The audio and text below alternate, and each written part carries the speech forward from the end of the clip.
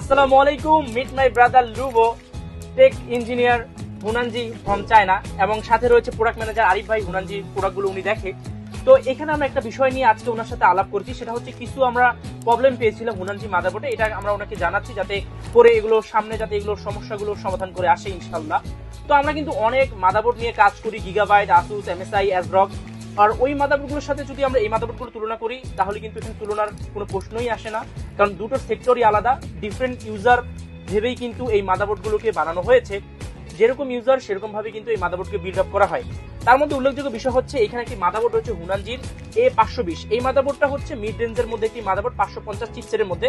তবে এখানে আমরা একটা প্রবলেম পেতাম, সেটা হচ্ছে আমরা দুটো র্যাম একসাথে ব্যবহার করতে পারতাম না এবং কুলার লাগালে আসলে বাধা সৃষ্টি হতো।